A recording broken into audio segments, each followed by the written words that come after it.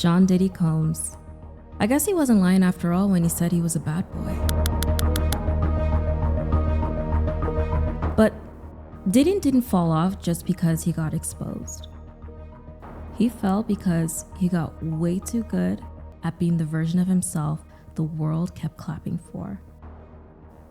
And honestly, that's not just his story. That's all of us. We wear different faces to survive. You do it, I do it, and that's not fake. That's just how life works sometimes.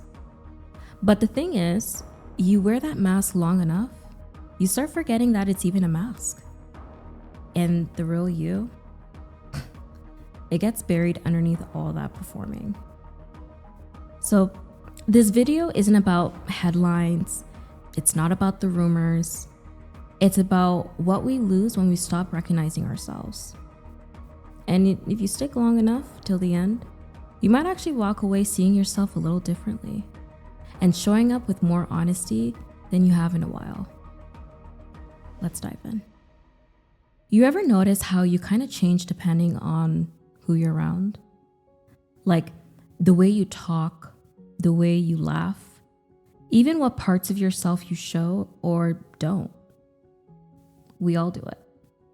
You walk into a room and without thinking, you shift. There's this author, his name is Rabbi Lapin, and he wrote this book called Business Secrets from the Bible. And one of the things that he said that really stuck out here is he talked about how even powerful people wore different faces depending on who they were with. And it wasn't to manipulate, but it was a way to sort of read the room and move more wisely. And honestly, it kind of made sense. Because yeah, being able to adjust, that's a skill. If you can't do it, you'll be left behind. But here's the thing. What happens when the version of you that was built to survive starts showing up everywhere? Like not just at work, not just around certain people, but when you're alone, when it's just you with your own thoughts. You ever hear yourself laugh and wonder, wait, is that even my real laugh? That's not being socially smart anymore. That's just you drifting. And that's you forgetting that there even was a real version underneath all that adapting. And I think that's what happened to Diddy. He didn't just build a brand. He also built a mask. And somewhere along the way, the mask became the man. So yeah, it starts out simple. You shift a little to fit in. You show parts of yourself that works. And it gets you results because people like it and they respond. So you lean into that version of yourself a little bit more. And over time, that version becomes the mask, the one that you lead with. Now for Diddy, he didn't just lean into it. He built it. From the clubs in Harlem to billion-dollar business moves, he crafted an identity that made him almost untouchable. So powerful, charismatic, and always in control. But the more that image paid off, the more dangerous it became to even question it. Because what happens when you strip it all away and the real you isn't enough? That's when that mask stops being strategy and becomes survival. And it's not survival from the world. It's from yourself. So now we're watching the mask slip off as the trial takes place. Cassie described Diddy as polarizing. She says at times he would be charming, vibrant, and other times his eyes would go black and he would go into fits of uncontrollable rage. And the person she loved was no longer there. She says something as simple as making the wrong facial expression could get her hit in the face.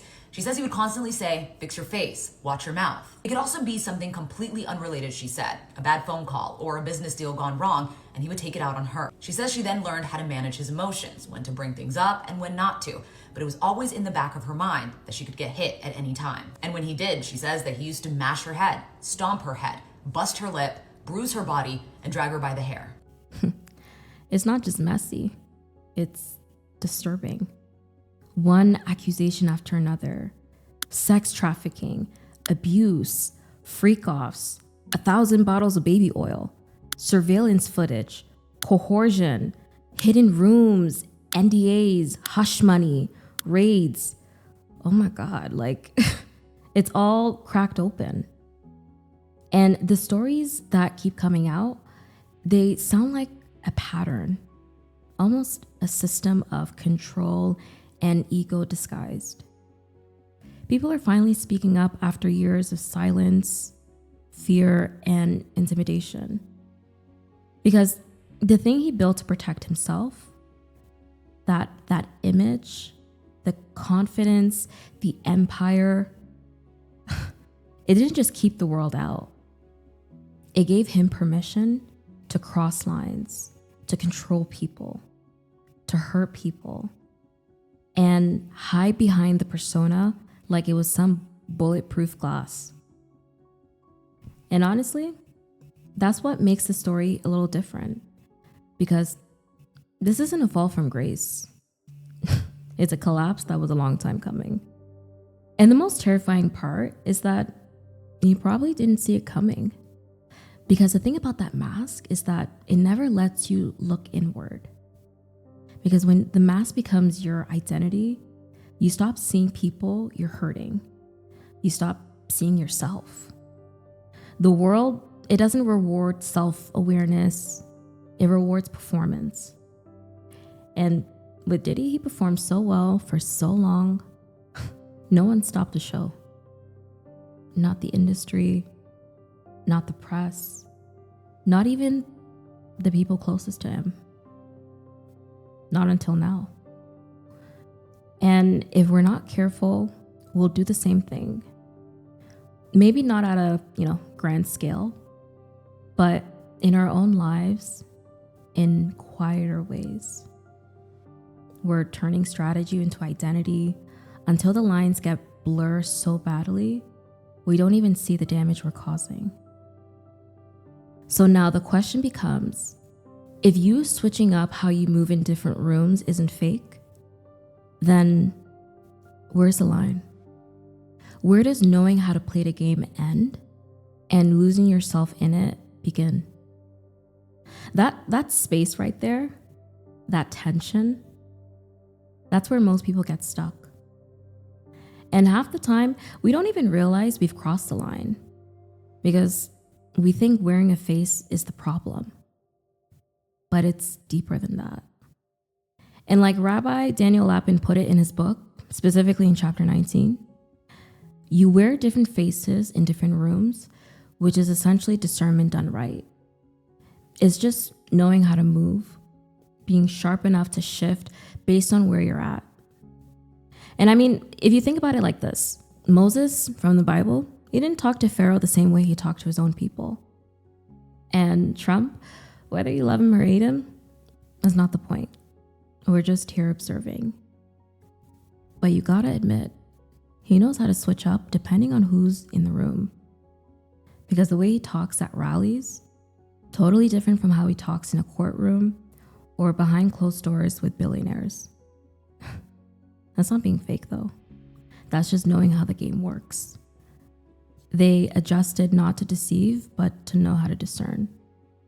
So the first thing we need to do is to understand that adaptation isn't betrayal. It's the intention that matters. You're allowed to switch gears, to move different in a boardroom than you do at home. But when the switch flips automatically, when you stop choosing and just start reacting, you lose a thread. And when you lose that thread, that's when it gets dangerous.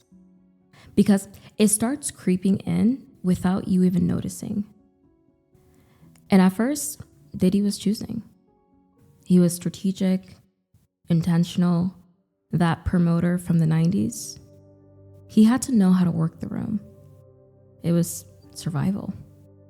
Producer face, business face, and public face. Those are all masks.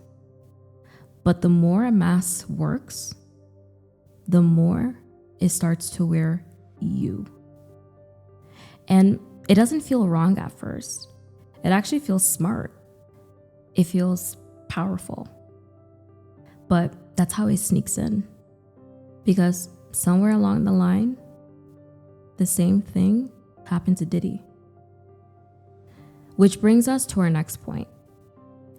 Your mask should serve you, not the other way around. You should be able to take off the mask and come back to yourself. But if you stay in character for too long, you forget it wasn't a role to begin with, and then it starts eating at you. And if you confuse social calibration for self-worth, you start thinking that being liked is the same thing as being aligned. And the longer that confusion goes unchecked, the harder it is to even know what alignment feels like anymore. And for Diddy, he built an entire ecosystem around the mask. People fed into it. They protected it. They almost kind of worshipped it because it made money and it made headlines. And when that kind of machine is running, there's no incentive to stop and ask, is this still me? But that question right there might be the most important one that you'll have to ask yourself. Which is why it's important to note that not everyone who claps for your mask loves your soul. Let that breathe for a second. Because it's easy to think that applause means approval, that attention means connection. But for most people, they're clapping for the performance, not the actual person. And Diddy had rooms full of people, surrounded, praised. But who in those rooms ever told him to take the mask off? Who actually checked his ass? And when no one does that, the soul underneath, it starts shrinking slowly and quietly. And that's the weight of this. Because if you don't know who you are without the applause, you start making choices for the crowd instead of your own conscience. And you know what's wild in all of this?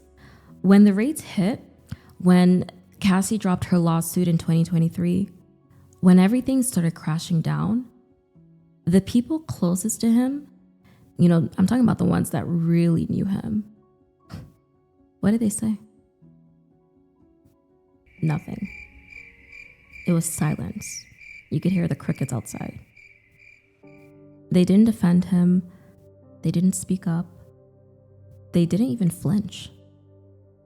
They just moved on.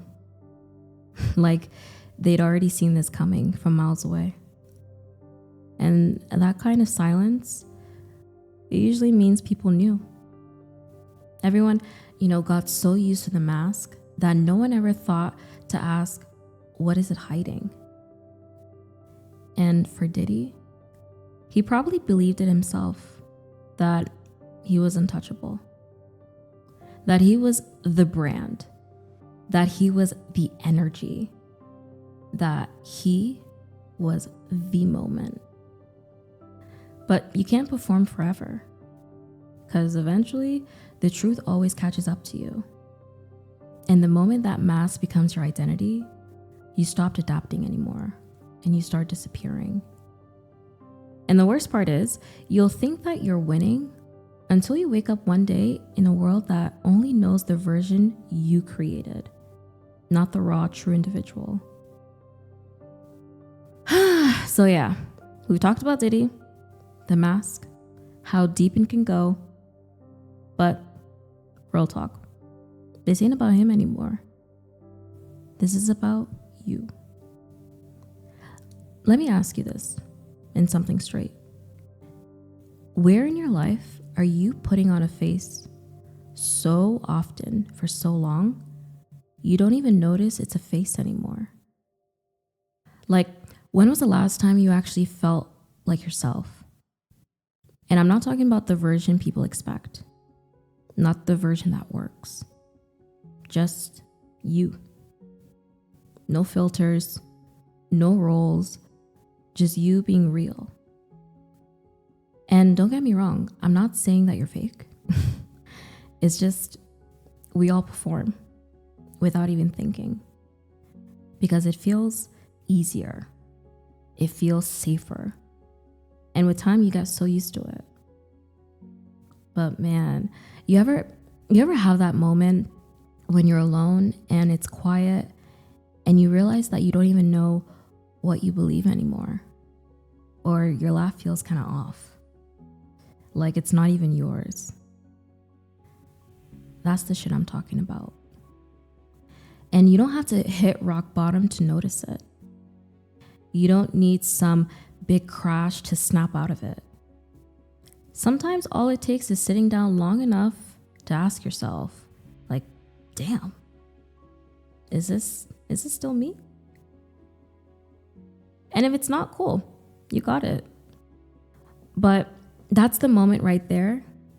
That's how you start pulling yourself back in. Because you don't have to kill the mask. You just got to stop letting it make decisions for you. Because here's what's crazy. You'll think that you're doing great, and you'll think that you're in control. And meanwhile, the real you is just sitting in the background, waiting for you to remember. Now, if this hits something for you, don't just keep scrolling. Sit and let it sink in and reflect on it. And while you're at it, comment down below. What's been the most shocking part with everything coming out about Diddy in these trials? And what made you stop and think that there might be more behind the mask than we realized? I'll be reading every comment. And if you're looking for more mental stimulation, this video is just for you. Until next time.